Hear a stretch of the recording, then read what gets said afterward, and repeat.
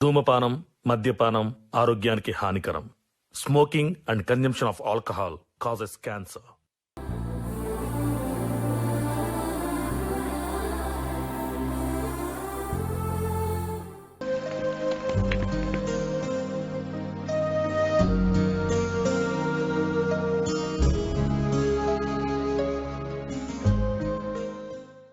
ఏంది బాబు బండి ఆపినావు? దా కూసో, నీతో మాట్లాడేది ఉంది. ఏంటిది బావా? మా చిన్నమ్మ వాళ్ళ ఊళ్ళో ఓ పిల్లు ఉన్నదట, పోయి చూసేద్దామా? పెళ్ళి చేసుకుంటావా? అబ్బా బావా, ఇప్పుడు నాకు అద్దు బావా, నేను చేసుకోను పెళ్ళి ఇప్పుడు. అదో ఆ మాట అనడానికి నీకేమనిపిస్తలేదా? 30 ఏళ్ళు వచ్చినాయి ఇంకా చేసుకోను అంటావు. మీ అన్న అడిగితే గట్లే అంటానమాట, నేను అడిగితే గట్లే అనబడుతుంది. ఏందన్నట్టు ఇది? మరి వాళ్ళు నన్ను ఇష్టపడతానవా? నన్ను ముచ్చట ఉంటే సాఫ్ సీదా చెప్పరాదు. చేసుకోను అంటే ఏమన్నట్టు? ఇష్టపడ్డ అమ్మాయిని పెళ్ళి చేసుకోవాలంటే అదృష్టం ఉండాలి బావా. నువ్వు అనేది నాకేం అర్థమవుతలేదు. అంటే వాళ్ళు నన్ను ఇష్టపడతానవా? ఏదన్నా ఉంటే చెప్పరాదు, పోయి మాట్లాడదాం. ఎందుకు దాస్తాను ఇదంతా? ఇంకెడు మా బిడ్డ సప్నుంది ఆ బావ, ఆమె అంటే నాకు చిన్నప్పటి నుండి ఇష్టం. ఆమెను పెళ్ళి చేసుకోవాలని ఉంది, కానీ వాళ్ళు మాకంటే ఉన్నోళ్ళు, మేము లేని వాళ్ళమని అడిగితే పిల్లని ఇద్దరు అయ్యారో అని మా అన్న వాళ్ళని కూడా చెప్పుకోలేదు బావ. ఎవరికి చెప్పకుండా నీ మనసులనే పెట్టుకొని ఎన్ని రోజులని ఉంటావు? అట్లుంటే మీ వాళ్ళకి ఎట్లా తెలుస్తుంది? ఎట్లా అడగాలి బావా? నేను చదివింది 10, చేసేది వ్యవసాయం, ఓ జాబ్ లేదు, ఎక్కువ తక్కువ సంపాదించా. నేను వెంకటి మావను పిల్లని ఏమని ఎట్లా అడగాలి బావా? అరే అనిలు, మీ ఇంట్లో పరిస్థితులు మంచిగా లేక బాధ్యతలు ఎత్తుకొని చదువు బంద్ చేస్తుంది, కానీ నీకేం తక్కువరా? ఆ వెంకటి మామ దగ్గరికి పోయి నీ మనసులో ఉన్నది చెప్పుకో.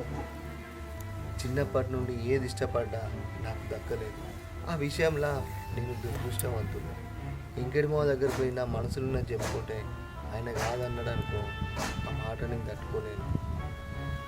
నా వల్ల కాదు బావా. అరే నీకు నువ్వే తక్కువ వేసుకొని ఎందుకు నిరాశపడుతున్నావురా? ఒకసారి అయితే పోయి అడిగి చూడు.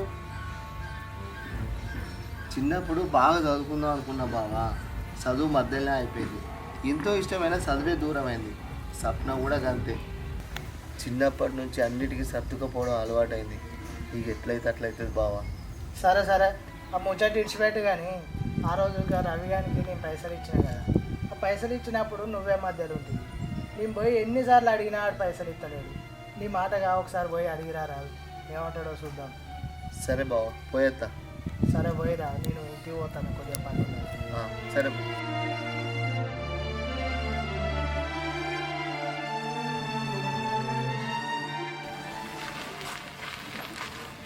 అనిలు, ఇప్పుడు అడిగిందంతా మీ అన్న మాటగానే అడిగిన. నువ్వు పెళ్ళి చేసుకుంటలేవు అసలు ఏంది అని బాగా బాధపడతాను అన్న. అసలు నీ మనసులో ఏముందో తెలుసుకుందామని అడిగిన. సరే నేను పోతాను, నువ్వు అయితే అటు పోయినా.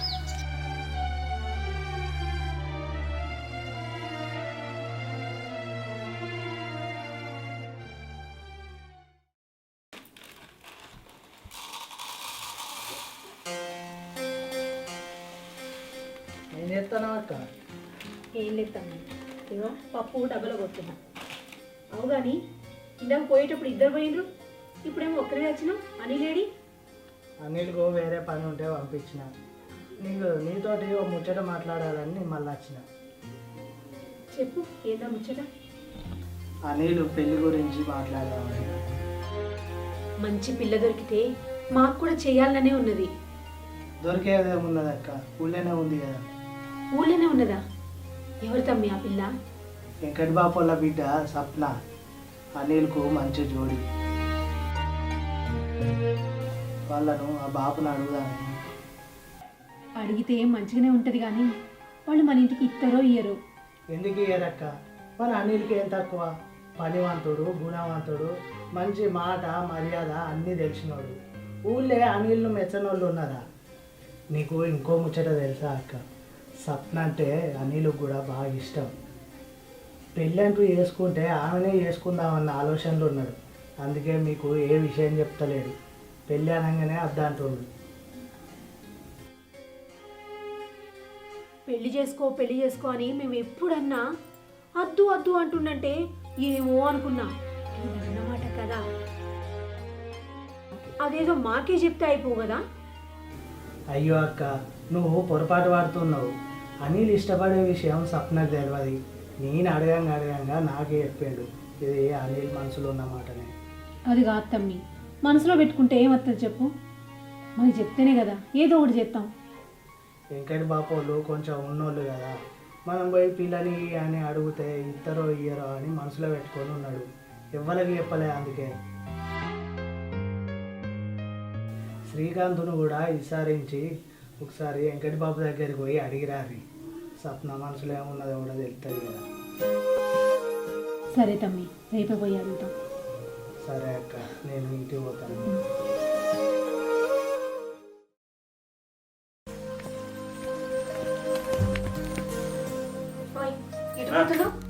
ఊళ్ళో కొంచెం పని ఉంది. నువ్వు చేయాల్సింది ఊళ్ళో పనులు కాదు, నువ్వు ఇంట్లో పనుల గురించి ఆలోచించు. ఇంకేం పని ఉంది? అగో, నేను రాత్రి చెప్పిన కదా, మర్చిపోయినవా? అది ఒకటి ఉంది కదా, ఉన్నాడు. నీ తమ్ముడు ఇంట్లోనే ఉన్నాడు. ఇంటి వెనక చెట్లకు నీళ్ళు పడుతుంది. అరే ఉన్నావా అనిల్? అరే అగో, ఇక్కడే ఉండి పిలుస్తున్నావు. రా పోయి అడుగుదాం. వస్తున్నాయే. పావని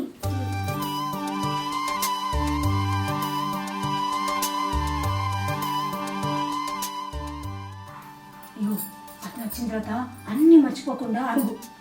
నువ్వే అడగరాదే. నేను అడిగితే ఏం చెప్పడు.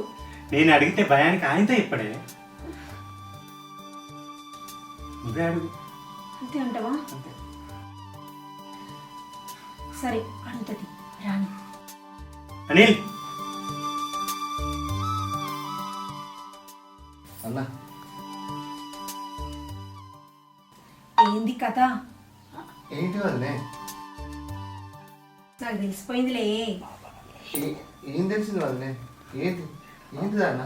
అయ్యో, అది నేర్పుతుంది. అబ్బా, ఇగో మీ తమ్ముడు ముఖంలా పెళ్లి కలగనబడుతుంది నాకు. పెళ్ళి కలనా? అసలు ఏంటిది వదినే? నన్ను ఎందుకు పిలిచిర్రు? ముఖంలా పెళ్లి కలగనబడుతుంది అంటే దేని గురించి అంటావు? పెళ్లి గురించే. దా పోయి అడుగుతాం. అడుగుడా? ఎక్కడికి వదినే? అరే మాకంతా తెలిసిపోయింది. స్వప్నని మన ఇంటి కోడలుగా చేసుకోవడానికి వెంకట మామ ఇంటికి పోయి అడుగుదాంపా.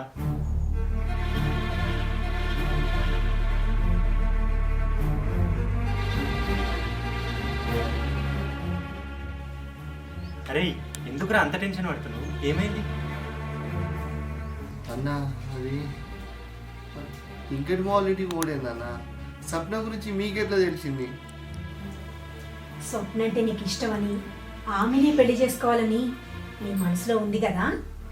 అంటే వదినే, అది నేను నువ్వేం దాయాల్సిన అవసరం లేదు.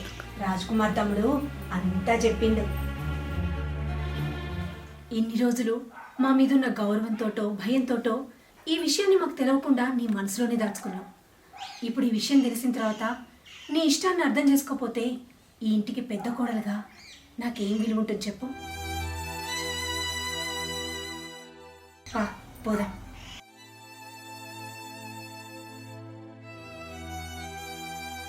సప్నని పెళ్లి చేసుకునే అర్హత నాకు ఉందో లేదో.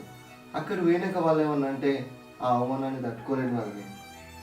అరే ఈ ఊర్లో నిన్ను మించిన గుణవంతుడు వాళ్ళని ఉన్నాడా?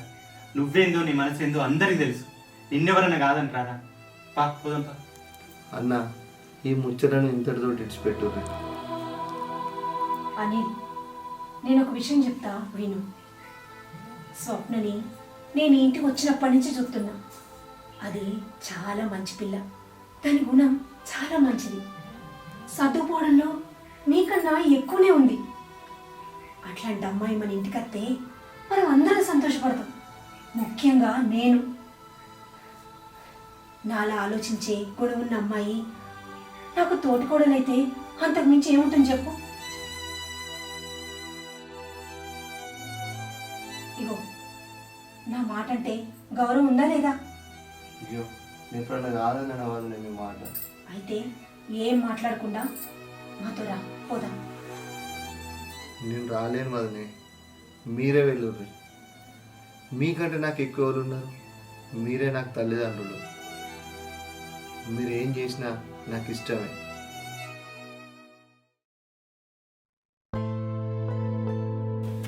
అరే ఇటు పోతానవరా? చెన్నై ఈవెంట్ ఉంది కదా అన్న, దాని గురించి రెడీ అవుతున్నా. అరే పోతే పోతుంది కానీ సాయంత్రం వరకు పోతుంది. ఎందుకన్నా? అన్న వాళ్ళే వెంకటమో బిడ్డ సప్నను అడగడానికి పోతారా? అయితే నేనేం చేయాలి? అరే నువ్వు కూడా అన్నవాళ్ళతో పోయిరా పోరా. ఇంకా ఇంకటి మా బిడ్డను నీకిచ్చుడు ఏందన్నా? నువ్వేమైనా జాబ్ చేస్తున్నావా, సీట్లు ఉంటానవా? అన్న వాళ్ళు ఉన్నోళ్ళకి ఇచ్చుకుంటారు, నీకు ఇతర నువ్వు ఎట్లా అనుకుంటాను? మనం ఆశపడడానికి కొన్నిటికి హద్దులు ఉండాలన్నా. అయినా మన అన్న వదినకు కొంచెం ఆలోచన లేదు. వాళ్ళు వేనాక అయ్యా అంటే ఏ ముఖం పెట్టుకుని వస్తారట. అరే ఇంద్రా గట్లంటా అన్నావు, పోతేనే గారా తెలిసేది. నువ్వు పోయిరా పో అన్నవాళ్ళతో. నేను ఓనన్నా, నేను పోవాలి. అరే నీకు ఈవెంట్ రేపు కారా, ఇప్పుడు అన్నవాళ్ళతో పోయిరా పో. నాకు వీలు కాదన్నా, నాకు పనులు ఉండే, నేను పోవాలి. అరే నువ్వు పోకుంటావే కానీ అన్నవాళ్ళని పోయొచ్చేదాకా ఉండు. నాకు వీలు కాదన్నా, అయినా వాళ్ళు ఇతరులను నమ్మకం నాకు లేదు. నేను పోతా.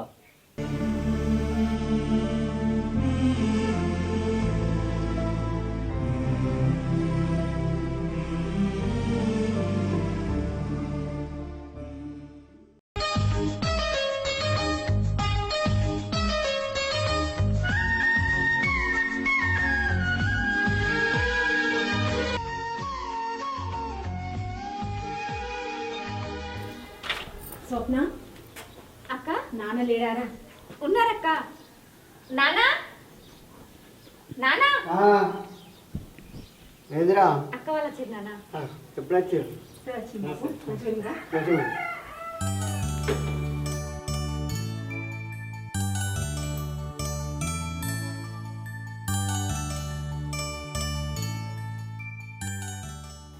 హలో కూర్చో బిడ్డ.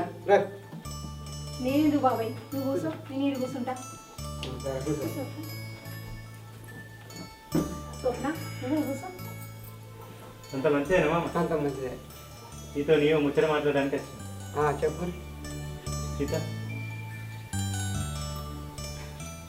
ఏం లేదు బాబాయ్, స్వప్న చెల్లెను మా ఇంటికి కోడలుగా చేసుకుందాం అనుకుంటున్నాను. అదే బాబాయ్, మా మరిది అనిల్కి ఇచ్చి పెళ్లి చేద్దాం అనుకుంటున్నాం. మీరేమంటారు? అనేది ఏముంది బిడ్డ, మీ ఇంటి కోడలు అవుతుందంటే అంతకన్నా అదృష్టమా? బాగా ఆస్తిపాస్తులున్న ఇంటికే ఆడపిల్లని ఇవ్వాలని ఏ తండ్రి అయినా కోరుకుంటాడు కదా బాబాయ్. మీరు అనుకున్నంత మా దగ్గర లేకపోయినా మా ఇంటికి తగ్గట్టు స్వప్న మెదులుకుంటుందని మా ఆశ.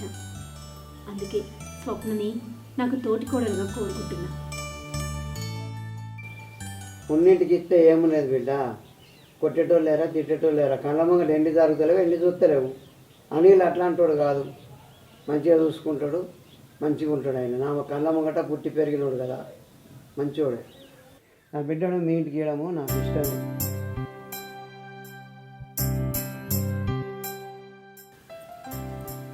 ఏంటి స్వప్న, అనిల్ చదువుకోలేదు, జాబ్ లేదని ఆలోచిస్తున్నావా? అదేం లేదక్క. ఏమైంది స్వప్న, చెప్పు. నీ ఆలోచన నాకు అర్థమైంది స్వప్న. మాకు పెద్దగా భూమి జాగలు లేవు, ఆస్తిపాస్తులు లేవు, ఎట్లా బతుకుతామో ఏందో అనుకుంటున్నావు కదా. అదేం లేదు, ఉన్నంతలు సర్దుకుపోయే గుణం నీకుంది, మా తమ్మునికి ఉంది. మీ ఇద్దరిది మంచి ఈడు జోడు. బలవంతం ఏం లేదు స్వప్న, నీకు ఇష్టమైతే నీ పెళ్ళి. అయ్యో, నేను అట్లేమనుకుంటలేను. మీ ఇంటికి కోడలు కావాలని మీరొచ్చిరు కానీ చేసుకునే మీ తమ్ముడు రాలేదు. మరి ఆయనకి ఇష్టమా లేదా అని. ఓ అదా, మా మరిదికి కొంచెం సిగ్గెక్కువ. అతని ఇష్టంతోనే నిన్ను అడగడానికి ఇక్కడికి వచ్చిన. అతనికి నువ్వంటే ఇష్టం, ఇక నీ ఇష్టమే చెప్పాలి. నీకు ఇష్టమేనా?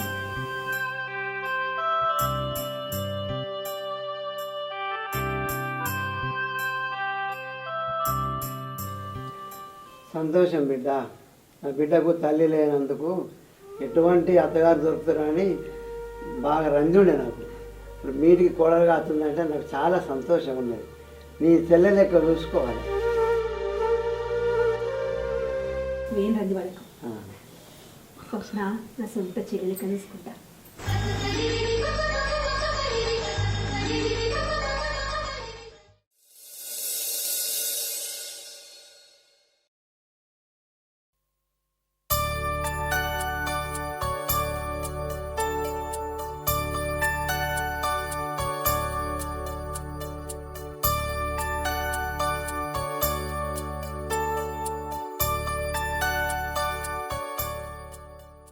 ఏందేదో మారిపోయిన వాసన వస్తుంది. సీత ఎటుపోయింది? స్టవ్ మీద చాయ్ పెట్టింది, మొత్తం మాడిపోయింది. సీత,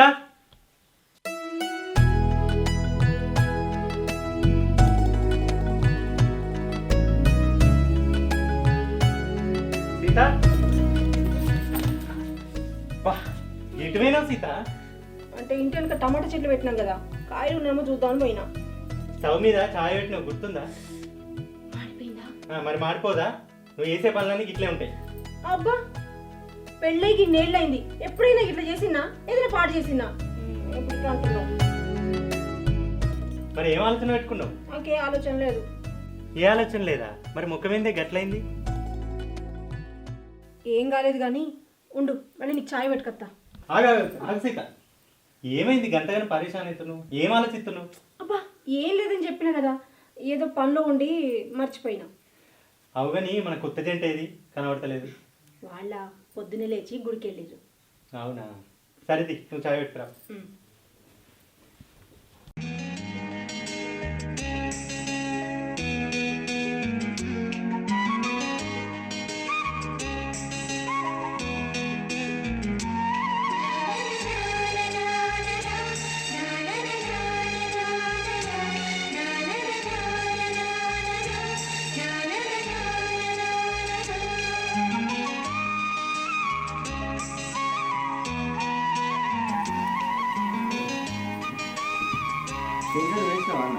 పోయిండ్రా మీరు గుడికేరా?